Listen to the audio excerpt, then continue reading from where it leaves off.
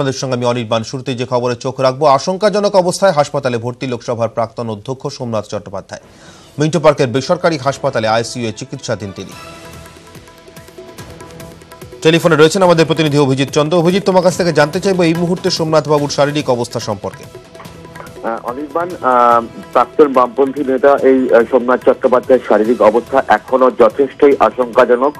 গত সোমবার দিন বাড়িতেই তার হেমারেজিক স্ট্রোক হয় এবং তার মস্তিষ্কে একটা মাঝারি মানের রক্ত সেখানে জমাট বেঁধে যায় এবং তারপরে সঙ্গে সঙ্গে তাকেই মিন্টো পার্কের এই বেসরকারি হাসপাতালে নিয়ে আসা হয় এবং সেখানে বর্ষিয়ান মেডিসিন বিশেষজ্ঞ ডক্টর সুকুমার মুখোপাধ্যায়ের অধীনে তাকে ভর্তি করা হয় এবং গতকাল রাত পর্যন্ত তার শারীরিক অবস্থা যেমন ছিল, গভীর রাতের দিকে তার শারীরিক অবস্থার কিছুটা অবনতি হয়েছে। এখনো অত্যন্ত আশঙ্কাজনক অবস্থায় রাখা হয়েছে এবং এখন পুরোপুরি চেতনাহীন বলা যেতে পারে। গতকাল রাত পর্যন্ত সেমি কনসাস অবস্থায় ছিল, অর্থাৎ মাঝে মাঝে জ্ঞান আসছিলেন। তবে গত বেশ কিছুদিন ধরেই সোমনাথ চট্টোপাধ্যায় তার বাড়িতেই অত্যন্ত অসুস্থ অবস্থায় ছিলেন। গত 7-8 দিন ধরে তিনি হাঁটাচলা প্রায় করতে পারছিলেন না এবং সোমবার দিন যখন এরকম শারীরিক অবস্থা অত্যন্ত হঠাৎ করেই ভেঙে পড়ে, সঙ্গে সঙ্গে হাসপাতালে নিয়ে আসলে কিন্তু চিকিৎসকরা জানেন তার হেমারেজিক স্ট্রোক হয়েছে, অর্থাৎ মস্তিষ্কে মাঝারি মানের অল্প একটু রক্ত সেখানে জমাট বেঁধে গেছে। তবে চিকিৎসকরা এখনো তার শারীরিক অবস্থা বিবেচনা করে কিন্তু সেই জমাট রক্তকে বার করার কোনো রকম প্রচেষ্টা নিতে পারেনি। ওষুধই দেওয়া হচ্ছে। তবে তার 89 বছর বয়স হয়েছে সোমনাথ বাবুর, ফলে তার শারীরিক অবস্থা এখনো যথেষ্টই আশঙ্কাজনক জানাচ্ছেন চিকিৎসকরা। অনির্বাণ, ধন্যবাদ অভিজিৎ। লোকসভা ভোটে অল আউট লড়াই, রাজ্যের সে বিজেপি কর্মীদের বার্তা দিলেন দলের সর্বভারতীয় সভাপতি। লোকসভা ভোটে রাজ্যে 50% আসন দখলের লক্ষ্যমাত্রাও বেঁধে দিলেন অমিত শাহ। এসব হবে কিভাবে? বিজেপি সভাপতির দাওয়াই অনলাইনে কে কত সক্রিয় তাই ফারাক করে দেবে 2019-এ।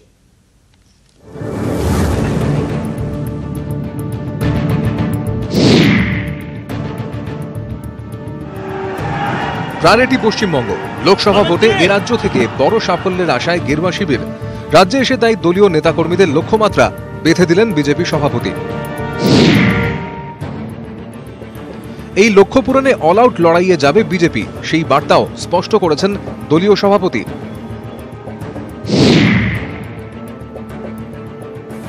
অর্থাৎ নির্বাচন পরবর্তী সমীকরণের কথা না ভেবেই সর্বশক্তি দিয়ে কর্মীদের ঝাঁপাতে আহ্বান জানাচ্ছে বিজেপি। তবে রাজ্যের দলের যা শক্তি তাতে তা কতটা সম্ভব তা নিয়ে নিজেও সম্ভবত সন্দিহান বিজেপি সভাপতি। বিকল্প হিসেবে অনলাইন প্রচারের ধার বাড়ানোর কৌশল অমিত শাহ। কিভাবে অনলাইনে প্রচারের কাজ হবে এদিন সাইবার প্রচার সংক্রান্ত আলোচনায় তাও স্পষ্ট করেন বিজেপি সভাপতি।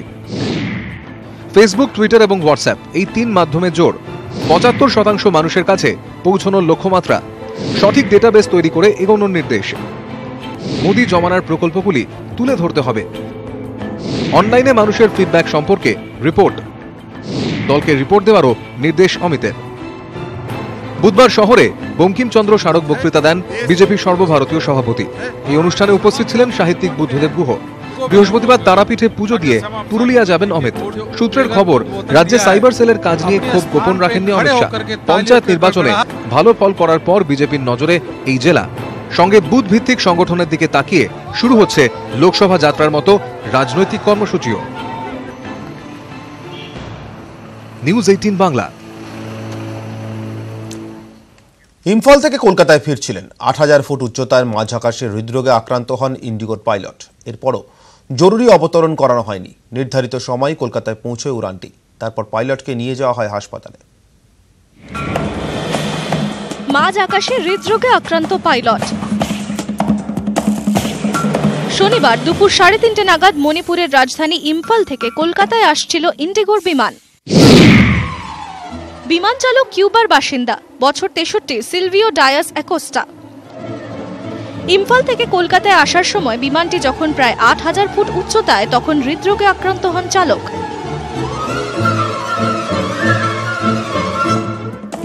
সেকেন্ড পাইলট থাকলেও সিলভিও ডায়াস অ্যাকোস্টাই ছিলেন প্রধান দায়িত্বে। তিনি অসুস্থ হয়ে পড়ায় সঙ্গে সঙ্গে কলকাতা বিমানবন্দরে এটিসিকে খবর দেওয়া হয়। শনিবার বিকেল 4:45 নির্ধারিত সময় বিমানটি কলকাতায় পৌঁছয়। বিমানবন্দরের চিকিৎসকরা পরীক্ষা করেই বুঝতে পারেন পাইলট হৃদরোগে আক্রান্ত হয়েছে।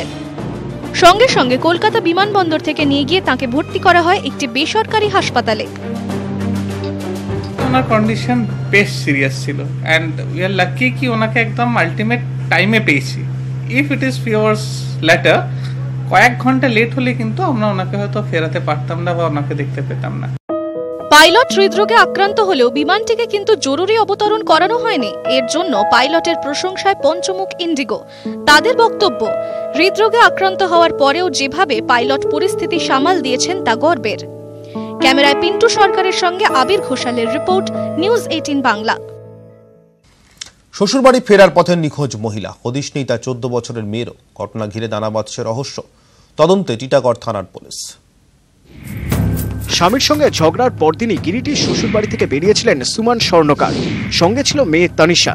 সুমনের বাপের বাড়ি টিটাগড়ের এমজি রোডে। মেয়েকে নিয়ে 16ই মে সেখানে পৌঁছন তিনি। থাকেন 1 মাসেরও বেশি। 24শে জুন হঠাৎই শ্বশুরবাড়ি ফেরার সিদ্ধান্ত নেন। হঠাৎ 24 তারিখে হয়েছে কি বাবা, ওর স্কুল খুলে গিয়েছে মেয়ের, ওর একটা ছেলে আছে বড়, আমার ছেলের অসুবিধা হচ্ছে, আমি যাচ্ছি। আর কি বলবেন আপনি, যাও ভাই। বাড়ির লোকের দাবি কলকাতা পাটনা এক্সপ্রেসে রওনা হওয়ার কথা ছিল সুমন তানিশার। কলকাতা স্টেশন থেকে ট্রেন ছাড়ার কথা ছিল রাত 7:50-এ। 24 তারিখ সন্ধে নিজেই মোবাইল থেকে অ্যাপ ক্যাব বুক করেন সুমন। বিটি রোড থেকে স্টেশন অবধি ক্যাব ভাড়া করেন তিনি। মা মেয়েকে গাড়িতে তুলে দেন সুমনের ভাই সুনীল। তারপর 24শে জুন রাত 8:04 সুমনের ফোন থেকে দিদাকে ফোন করে তানিশা, জানায় তারা ট্রেনে বসে গিয়েছে। এরপর থেকে হদিশ নেই মা মেয়ের। দুজনের মোবাইলই সুইচ অফ। দুটোই সুইচ অফ আছে। অলরেডি একটা মোবাইল মধ্যে দুটো সিম আছে আর একটা মোবাইল মধ্যে একটা সিম আছে, তিনটেই সিম অফ আছে। সুমনের স্বামীর দাবি 25 তারিখ টিটাগড় থেকে রওনা হবেন বলে তাকে জানিয়েছিলেন স্ত্রী। অথচ সুমন বাপের বাড়ি থেকে বেরোন 24 তারিখ। 24 तारीख को हाँ बात हुआ था 3 बजे। नहीं, वो बोली कि हम कल जाएंगे। हम 25 तारीख को सुबह में फ़ोन किए साला को कि वो लोग अभी निकल रही है। तो ये तो बोले कि नहीं, ये तो निकल गई है, रात को ही पहुंची नहीं है क्या अभी, हमको तो पता नहीं है। ঘটনার পর টিটাগড় থানায় অভিযোগ দায়ের করেছে শেঠ পরিবার। খতিয়ে দেখা হয়েছে কলকাতা স্টেশনের সিসিটিভি ফুটেজ। খোঁজ মেলেনি সুমন তানিশার। সুমন এবং ওর মেয়ে তানিশার দুজনের এই কলকাতা স্টেশন থেকে সেদিন ট্রেন ধরার কথা ছিল, কিন্তু রাত্রি হওয়া অবধি যতটুকু জানা গেছে তারা নাকি এইখানে এসে পৌঁছয়নি। তাহলে প্রশ্ন, দুজন মা এবং মেয়ে গেল কোথায়? পুলিশ সূত্রে খবর, 24 তারিখ রাত 8:28-এ সুমনের মোবাইল বন্ধ হয়। লাস্ট লোকেশন ছিল ক্যানাল ইস্ট রোড। অথচ সে সময় সুমন তানিশার ট্রেনে থাকার কথা। ট্রেন স্টেশন ছেড়েছিল নির্ধারিত সময়ে। তাহলে উত্তর মেলেনি। প্রশ্ন উঠেছে অ্যাপ ক্যাব সংস্থার ভূমিকা নিয়েও। ক্যামেরায় হিমাদ্রি শঙ্কর দাসের সঙ্গে শঙ্কু সাতরা ও অরুণ ঘোষ, নিউজ 18 বাংলা।